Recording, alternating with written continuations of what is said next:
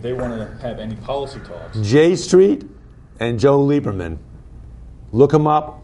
Keep them in the back of your mind, because we'll get around to them eventually. But if we don't, then we want you to take a look look out there, and you want to look at AIPAC, American Israeli, used to be Political Action Committee, but AIPAC and the alternative J Street. J Street believes in fairness for everyone in the Middle East, the Palestinians and the Israelis, a fair shake for everybody.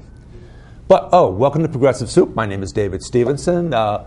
We have a very interesting discussion today that will unfold, starting off with a look back from 10 years ago when a fellow by the name of Ned Lamont was a candidate for the Senate.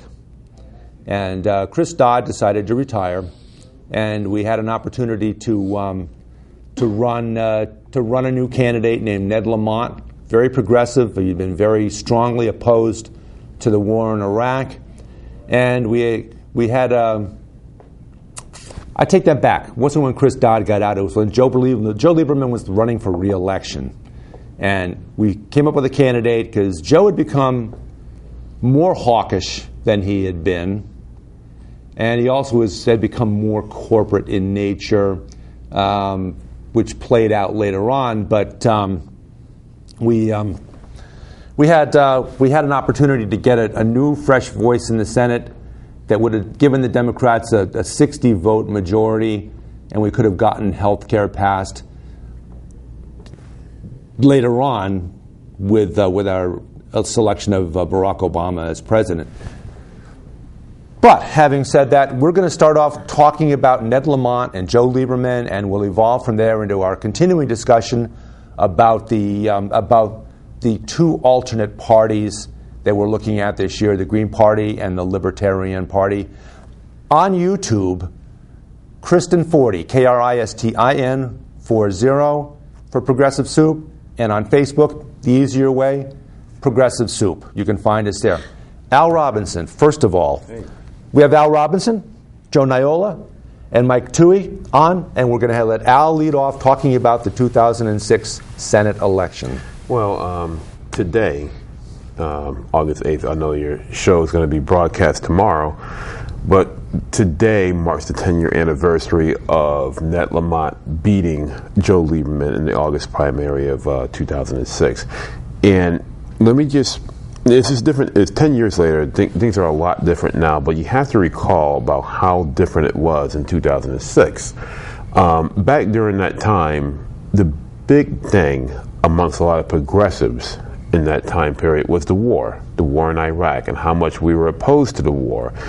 And the problem back then, well, let's not say 2006, let's go back to 2005. Mm-hmm. All right, that's when it was really volatile. You had progressives coming up in big force saying, look, we are against this war, but it was very unpopular, extremely unpopular, to speak against the war during that time period. And I'm sure you recall the Dixie Chicks and how they were banned from everything during that time period, and how very unpopular it was to speak against the war, and how strong conservatives were in bashing people down who spoke up against the war. The Bush administration had their backs against the walls. They took a very sharp turn for the worse after the election. After the 2004, principally, I think because after of Katrina. Well, that was a little later on, but after the 2004 re-election, in which they beat John Kerry, and trying to privatize Social Security. Well, after the 2004 re-election of George Bush, mm-hmm. They just went crazy. They beat John Kerry, and the way they beat John Kerry is by demonizing him, and they demonize anybody who was against the war. Which they still do to a large extent. To a large extent, but it's a much different environment now. What happened was, you had Democrats who might have wanted to come out and speak out against the war, but they were too afraid to do so because they thought they'll lose their position if they were an incumbent, or if you were a challenger to an incumbent, you would lose your election. Ned Lamont made it possible to say, hey, it's okay to speak out against the war. Ned Lamont, who put his own money up there, took a stance against Joe Lieberman, who was somebody who at the time was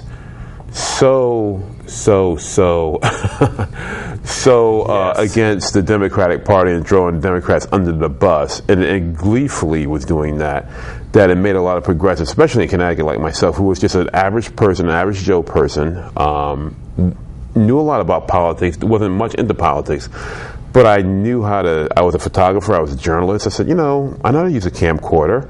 YouTube just started. Facebook wasn't around. There was no Twitter. We just had blogs. We had Blogger and we had WordPress. And I said, you know what? I know how to do this stuff. I just started blogging in the Danbury area with Connecticut Blog and Hat City Blog. I said, you know what?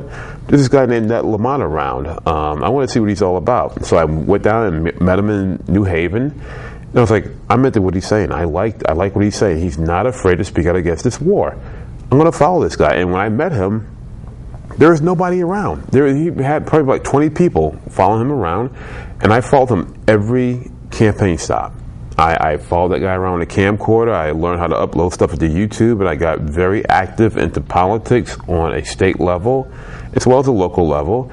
And I've watched his campaign blossom to the point where he actually beat Joe Lieberman, and nobody gave him a shot. Nobody gave him an opportunity to say, hey, he could beat Joe Lieberman. Joe Lieberman at the time was very powerful. He was a very powerful Democrat, and as you know very well, a lot of seniority in the Senate. A lot of seniority in Connecticut. In Connecticut, there's a lot of people in Connecticut that said, nah, we can't go to this Ned Lamont. It's Joe Lieberman. We can't do this. We're not going to ditch him.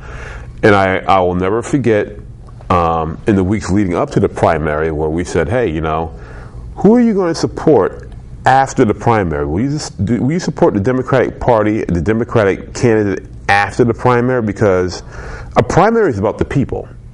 A primary is about people coming together and speaking out their minds and say, hey, we want this candidate over that candidate. Which is why when it comes to Donald Trump, I'm like, hey, look, Republicans wanted him. They got him. I wouldn't say Republicans. There's a minute fraction of Republicans that want. Probably about 40%.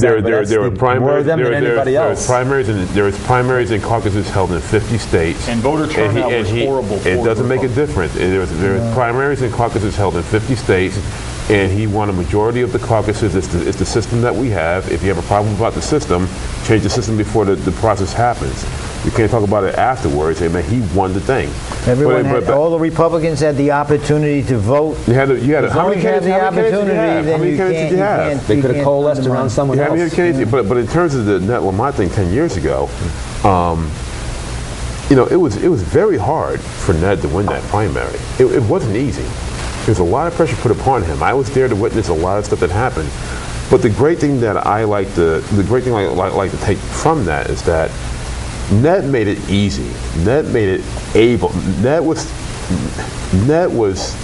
so he was a big influence in terms of making it okay to be against the war.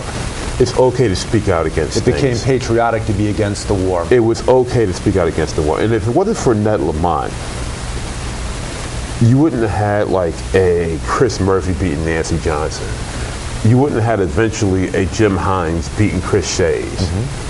You wouldn't have had a real anti-war movement after that primary, which in many ways, based upon how his campaign was done, a lot of stuff that Barack Obama did in terms of his strategy, in terms of reaching out to people, in terms of getting people who registered to vote and come out to vote afterwards, came from the Ned Lamont movement. I remember very well his Ned Lamont's tone. I remember very well Ned Lamont's campaign of going out and talking to your neighbors and your family and your friends to come out and vote. Say, hey, look, I've seen this guy named Ned. He's got this going on. Come out and register and come out and vote. Same thing Barack Obama did later on. Is what it's like, look, it's enough to just talk about your message, but you go out and get people to register to vote and tell people it's important to vote. And come out and vote. Be proud enough to speak your mind to folks that may not necessarily agree with you, may not necessarily completely disagree with you, but certainly don't necessarily agree with you either. I'll take it back a step further before then, back to a fellow by the name of Howard Dean that campaigned for president in 2004, lost the election, started Democracy for America. became chair of the Democratic National Committee. 50-state strategy. The 50-state strategy, which got the Democratic Party very quickly back into a big majority in the House of Representatives. And states like Montana. And a big majority in the Senate. Right. Because they began campaigning in states that the Democratic Party had left by the wayside. And now after Howard Dean, they've kind of gone back to the old way of consolidating and only campaigning in states that are states that are on your side and swing states, and forgetting about states like Alabama and Montana and other states which are important. It's a lot more. It's a lot more to do with once you get into power, power corrupts people, and that has a lot to do with it also. And it makes people lazy sometimes too. And complacent. And we've lost, well, to a certain extent, we've lost that grassroots, work hard, knock on the doors, you know, and get the message out there, and be progressive, and stick to your guns, and not sell out. And we had a lot of people who sold out afterwards. We have a lot of people in this Danbury area that you know very well, after the primary, which they don't want to talk about it anymore, to stick with Joe Democrats. Yeah. Who stuck with Joe.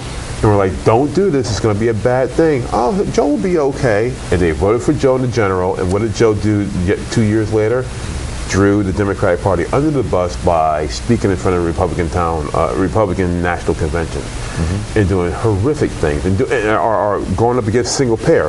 Although Joe Lieberman was for single payer prior to, you know, running in 2006. And thrown away a lot of progressive policies that he was a champion of prior to 2006. Later on, we're going to segue into the notion that we have today with two candidates that are fairly disliked by voters in general.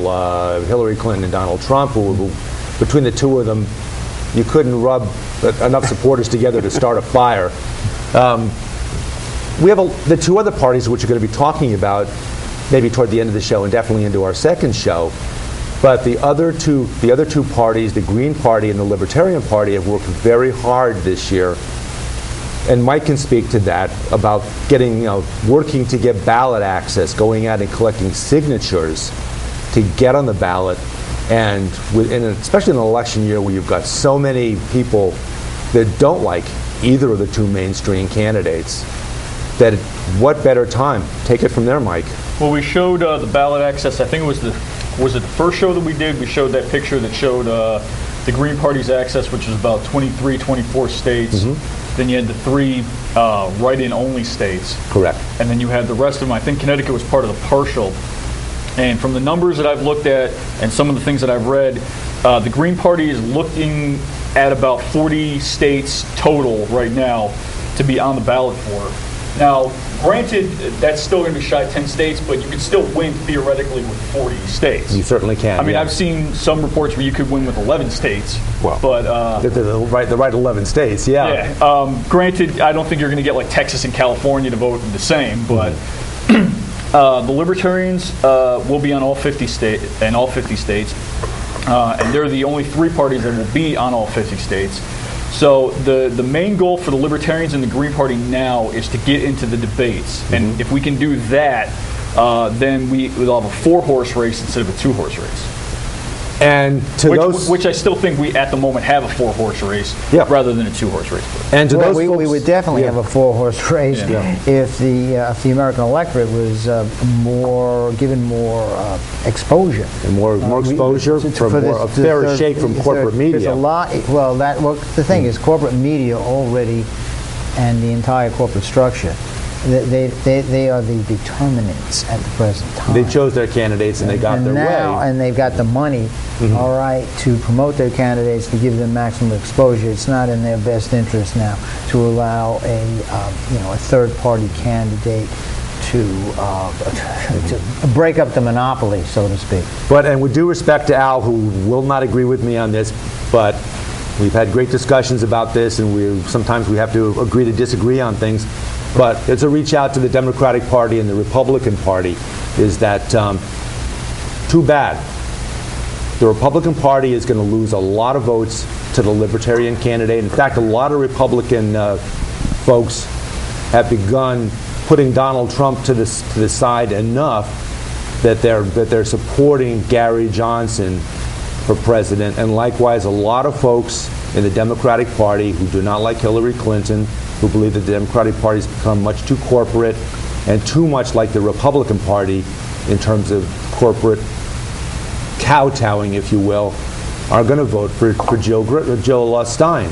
Well, So here's the catch-22 on that is it's going to be a wash. It's already been the theme of the show that if you vote for if you don't vote for Trump, then you're giving it to Hillary. Yeah. If you don't vote for Hillary, you're giving. They got this whole fear. It's all about tactic fear. thing. Yep. And They've been saying that for decades. so but you can offset that.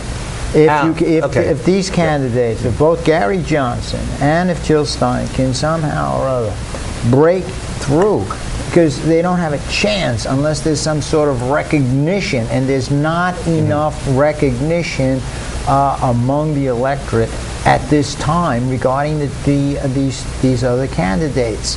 And also, the people who don't realize that at this time, Hillary is in the front. Not only that, Hillary's got the most money.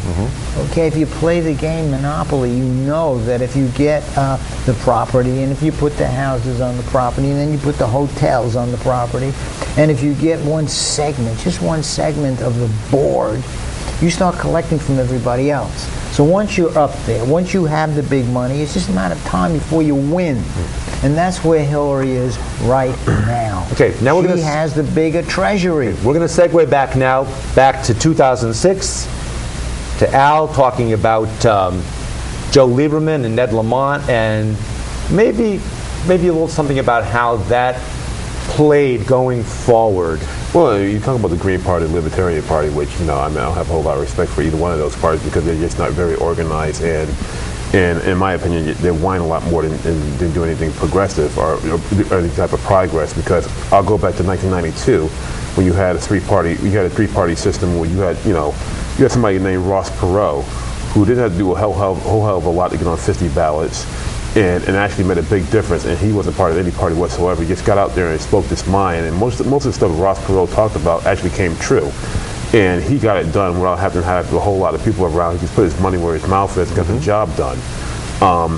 Now, and back to Ned Lamont. Remember, Ned Lamont, he was not looked upon very well amongst the Democrats during that when he first started.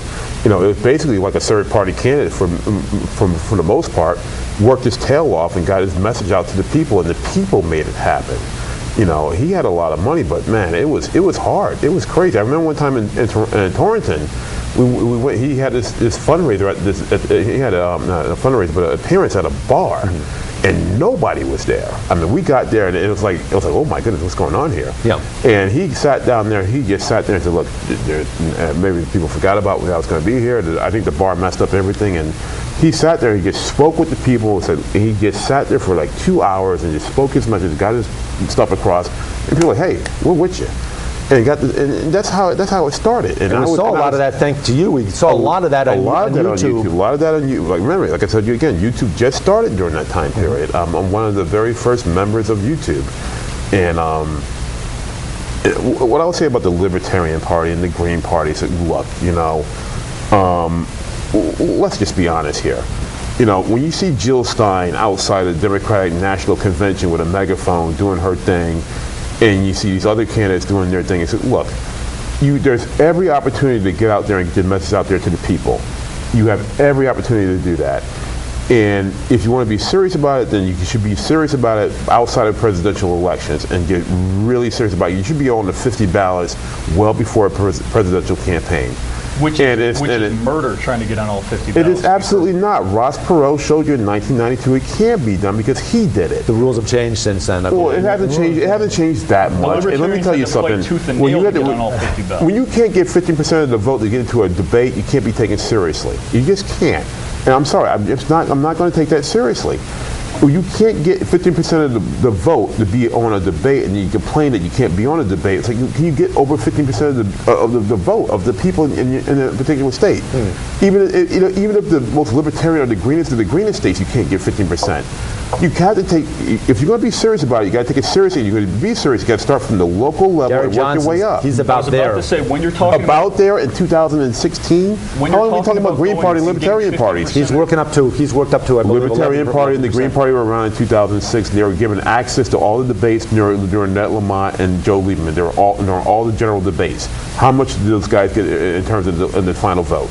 When you're talking in November, about getting 50%, do we have those numbers? It was a different time frame. There was not a different time frame. They were both on Channel 3 and Channel 8. They were on all the debates with Joe Lieberman and Ned Lamont. They were on all the debates on Channel 3, Channel 8. They were given unbelievable access because the Republican candidate during that time period was a joke. Given unbelievable access. How much of the vote did the Libertarian and the Green Party get in November of 2006? They're standing pretty well in the polls right now. First of all, we're not talking about presidential. If we talk about 2016, okay, they're not going to make much of an in-ground in the election. However, you have a Democratic candidate like Hillary Clinton.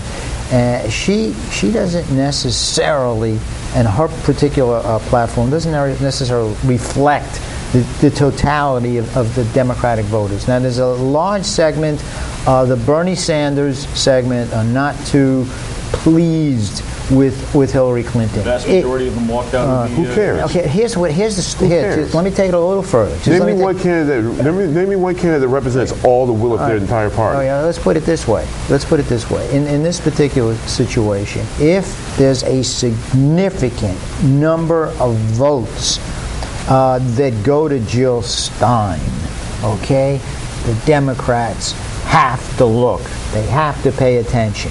Otherwise, they can blow off all the progressives. And as far as they're concerned, they have control of the party, and that's the way it is.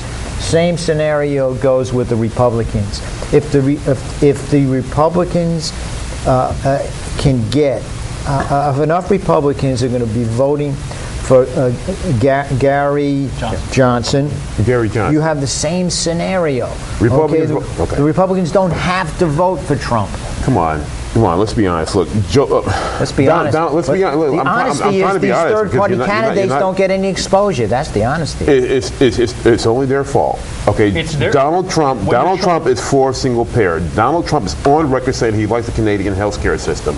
He does not reflect. He is on record. He's on record saying that. Well, he's on record of saying a ton of things. Then he's on record of saying the exact opposite. Wait a second. He's on record during the debate, and he's on record on many times. It's very clear. He's on record saying he likes the Canadian health care system.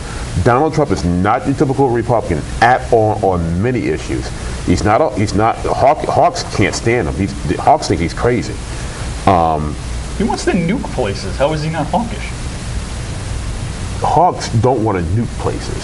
Well, no, Donald Trump's foreign policy goes against what a lot of Hawks are talking about. It's non-existent, to be perfectly honest. Well, if you want to say it, it's fine, but I'm just telling you this. A lot of traditional Republicans, Reagan Democrats, Reagan Republicans, moderate Republicans, your Chris Shays Republicans, your log cabin Republicans, a lot of Republicans are not down with Donald Trump, but that doesn't necessarily mean they're going to jump ship and go the other way, because they understand, as Democrats who don't really necessarily agree with Hillary Clinton understand, that one person does not make up the whole party. You have Congress, you have a lot of things, that checks and balances in the system, that just because this person isn't with you doesn't mean you just jump ship.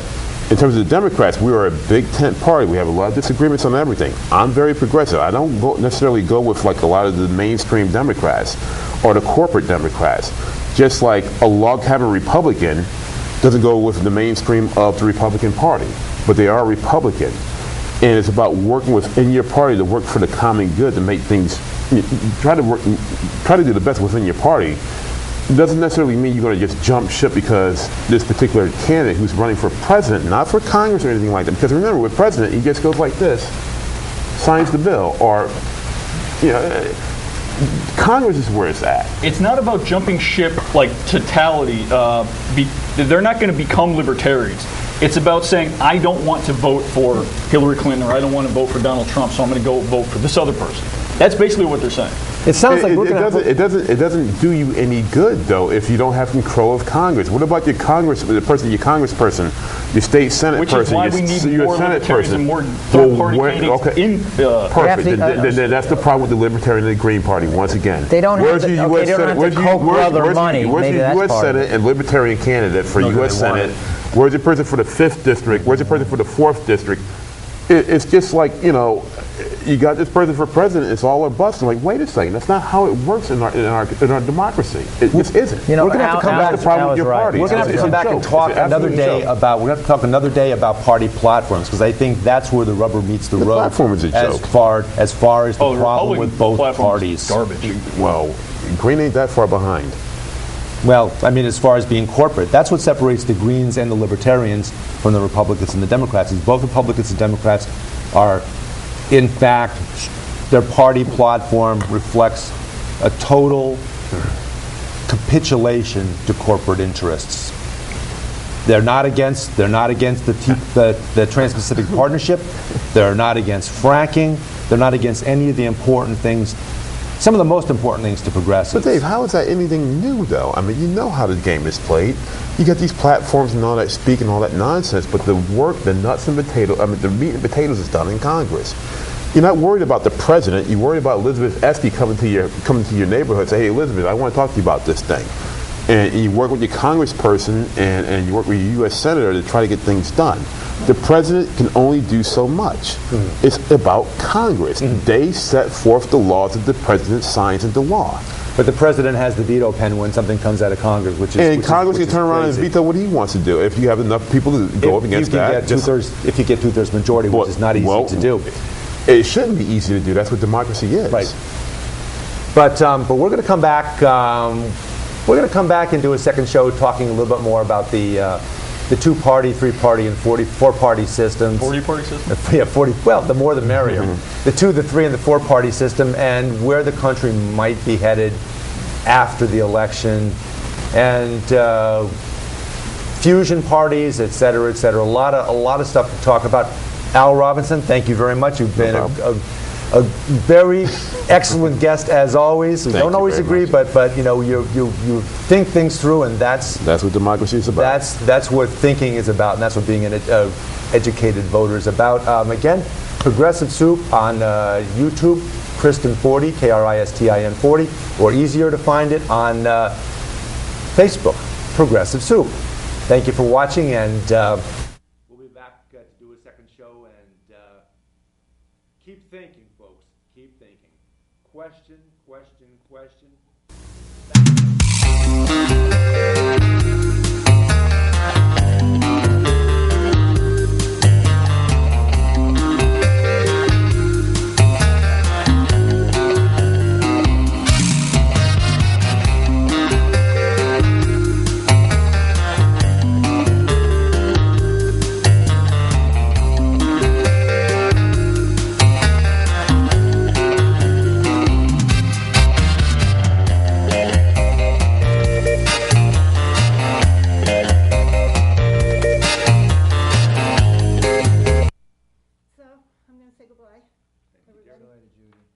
Are you sticking around for the second show, Al? Or? No, I got my kids. Oh, okay. No, fortunately. You can't stay for next year. He's a hell of a dad. You know what? In covering politics, doing politics.